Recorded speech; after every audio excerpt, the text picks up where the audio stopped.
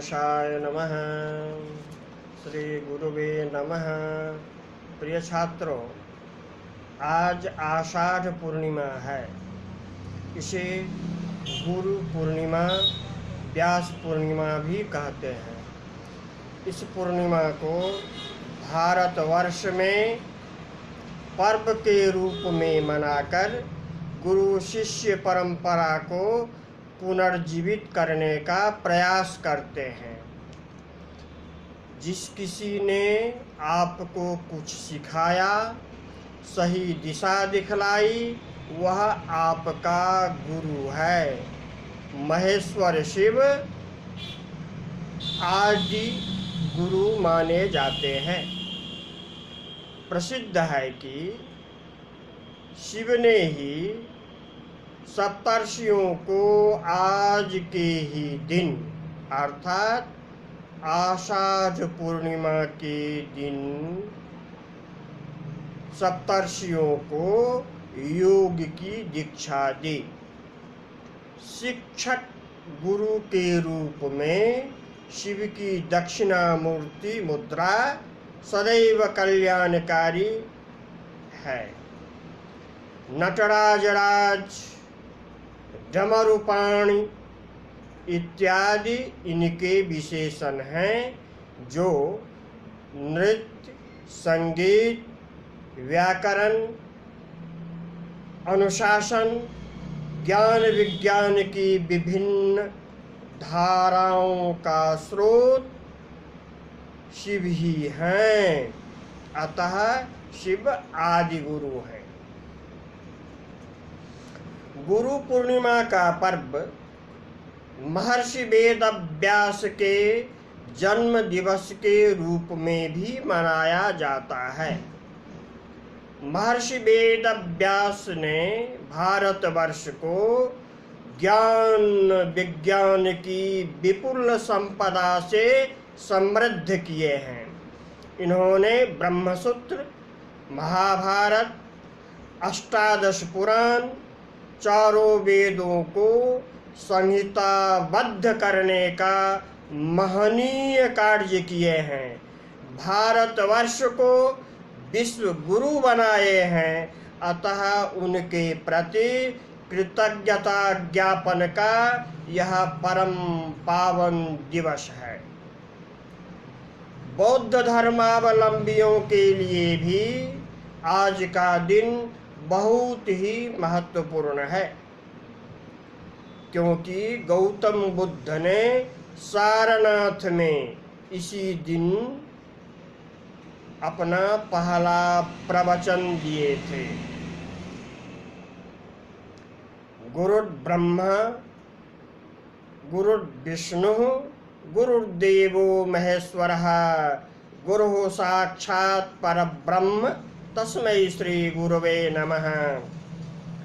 गृह्णाति उपदिशति वेदादि शास्त्राणि यद्वा गिर्यते स्तूयते देव गंधर्व मनुष्यादिभिः महत्वात् कृग्रोरुच्च। उणादि सूत्र से गृ निगरणे धातु से उत गुरु। अज्ञानतिमिरान्धस्य ज्ञानाञ्जन शलाकया चक्षुरुन्मीलितं येन तस्मै श्री गुरवे नमः। कबीरदास जी ने गुरु की महिमा का गुणगान करते हुए कहे हैं, गुरु गोविंद दो खरे काके लागू पाए। बलिहारी गुरु आपने गोविंद दियो बताए। तस्मै श्री गुरुवे नमः। प्रिय छात्रों, हम लोग षष्ठी विभक्ति पढ़ रहे हैं। आज के पाठ का प्रथम सूत्र अधिकरण वाचिनश्च है। यह सूत्र भी नलोकाव्यय से षष्ठी निषेध का अपवादक है। चकारात् अक्तस्य योगे षष्ठी। पूर्व सूत्र से अक्तस्य की अनुवृत्ति एवं षष्ठी से सूत्र से षष्ठी की अनुवृत्ति है। अधिकरणस्य वाचिनः अधिकरणवाचिनः।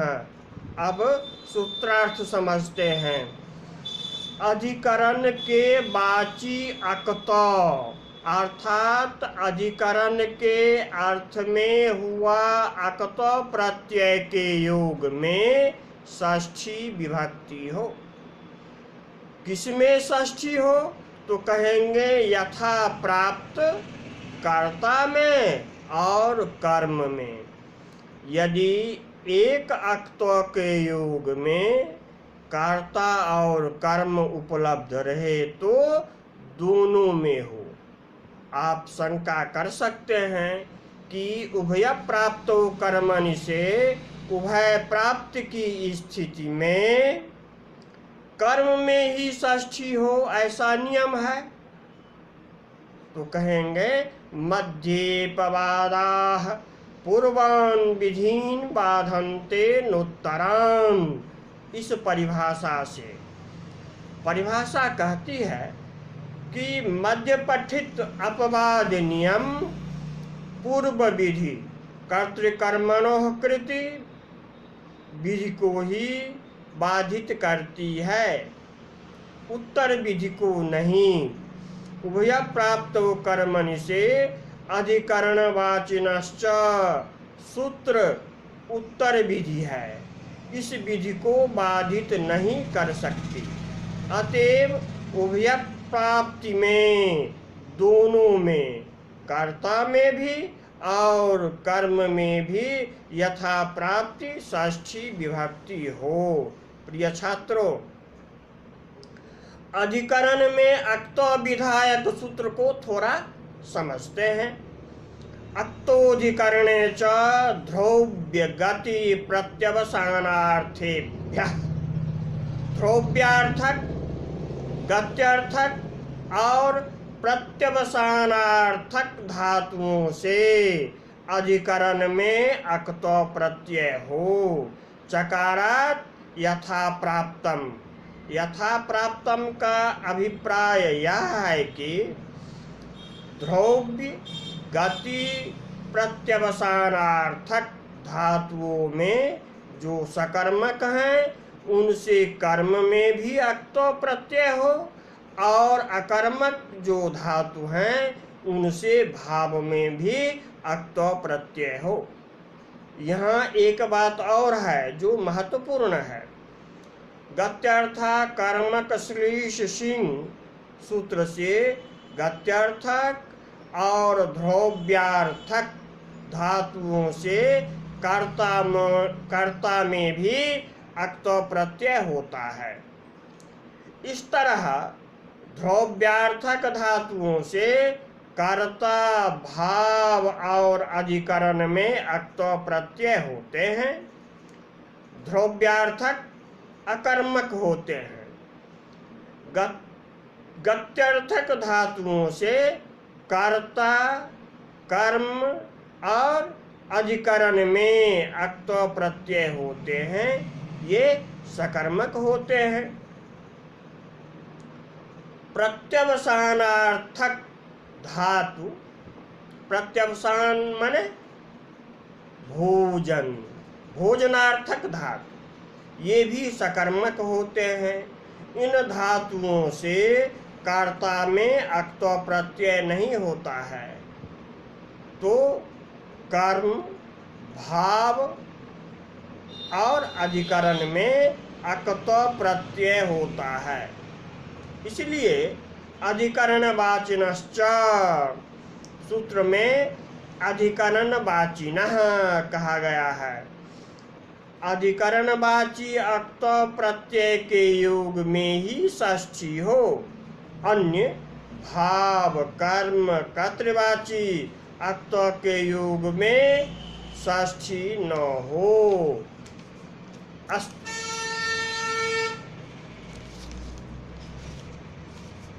उदाहरण देखें।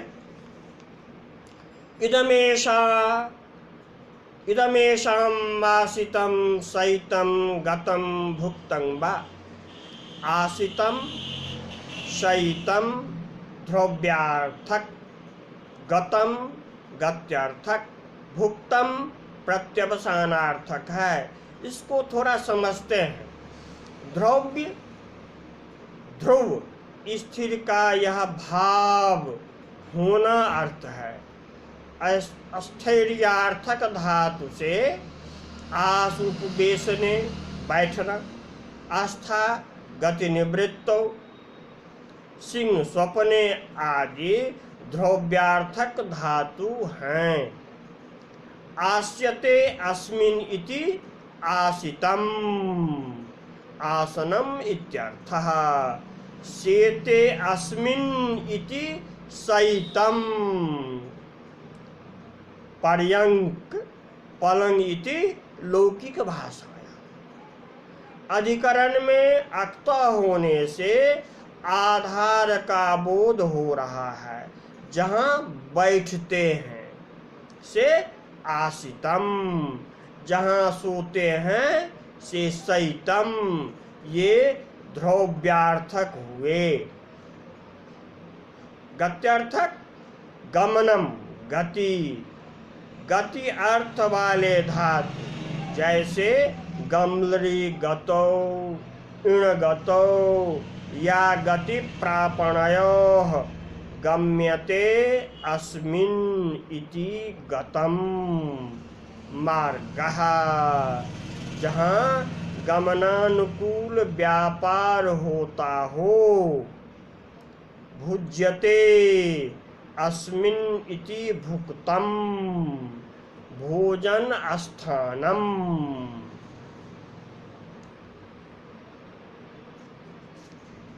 प्रत्यवसानम भोजनम, भोजन स्थानम। अब उदाहरण की संगति को देखते हैं। इदम एषाम आसितम, इदम एषाम शयितम, ये दोनों ध्रुव्यार्थक के उदाहरण हैं। एषाम में षष्ठी कर्ता में है। दूसरा उदाहरण देखें। इदम रामस्य आसितम, इदम मोहनस्य शयितम। यहाँ अधिकरणवाची अक्त आसितम शयितम के योग में राम और मोहन कर्ताओं में षष्ठी हुई है। इदम रामस्य आसितम, इदम मोहनस्य आसितम। राम कर्तृकम आसनाधिकरणम, मोहन कर्तृकम शयनाधिकरणम इत्यर्थ बोधा। इदमेषाम गतम, यहाँ गत्यर्थक गम धातु से अधिकरण में अक्त प्रत्यय। गतम का अर्थ मार्ग। गतम के योग में एषाम कर्ता में षष्ठी है। इसका दूसरा उदाहरण देखें। इदम रामस्य गतम, रामः गच्छति अस्मिन्, राम जाता है इस पर। इदम रामस्य गतम, राम कर्तृकम गमनाधिकरणम इत्यर्थ बोधः। इदमेषाम भुक्तम, यहाँ प्रत्यवसानार्थक भुज धातु से अधिकरण में अक्त प्रत्यय करने पर भुक्तम। अभुक्तम का अर्थ भोजन स्थानम हो गया है। यहाँ कर्म को भी जोड़ लेते हैं तो कर्म से भी षष्ठी होगी। इदमेषाम भुक्तम ओदनस्य, इसका दूसरा उदाहरण देखें। रामः ओदनम भुंक्ते अस्मिन् को रामस्य ओदनस्य भुक्तम कहेंगे। राम भात को खाता है यहाँ,